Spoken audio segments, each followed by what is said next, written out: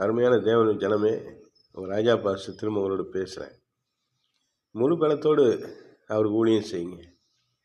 முழு பலத்தோடு அவரை ஆராதிங்க. முழு பலத்தோடு ஜெபம் பண்ணுங்க. உங்கள் உள்ளத்தின் ஆழத்திலிருந்து நல்ல தேவனை தேடுங்க. சத்தமிட்டு ஆர்ப்பரிப்போடு ஆராதனை செய்யுங்க.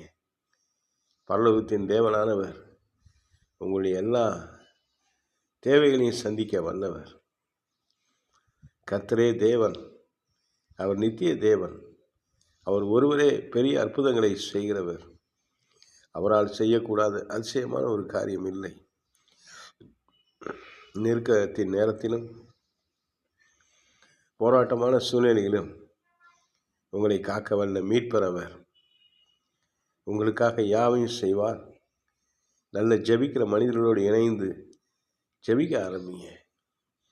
உங்கள் நேரங்கள், வாழ்க்கையின் நேரங்கள் எல்லாம் கிடைக்கிறப்பெல்லாம், வாய்ப்பு கிடைக்கும் பொழுதெல்லாம், நேரம் கிடைக்கும் பொழுதெல்லாம் நல்ல ஜெப வீரர்களோடு சேர்ந்து ஜெபிக்க பழகுங்க.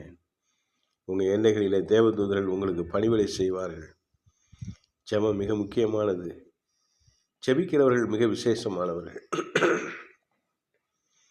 உங்கள் ஸ்நேகம், உங்கள் ஐக்கியம் எங்கே இருக்குது? உலக மனிதர்களோடவா அல்லது தேவனோடு இடைப்படுகிற தேவ மனிதர்களோடவா? தேவ மனிதர்களோடு இடைப்பட்டீங்கன்னா உங்கள் வாழ்க்கையில் நிறைய ஆசீர்வாதங்கள் கடந்து வரும். உலக மனிதரோடு இருக்கும் பொழுது பல விதமான போராட்டங்களை தான் நம்ம சந்திச்சிட்டு இருக்கணும். ஜெபிக்கிற தேவ மனிதர்களோடு, பரிசுத்தமுள்ள தேவ மனிதர்களோடு இணைந்து ஜெபிக்க ஆரம்பிப்போம். கர்த்தர் நம்மை ஆசீர்வதிப்பார். அல்லேலூயா.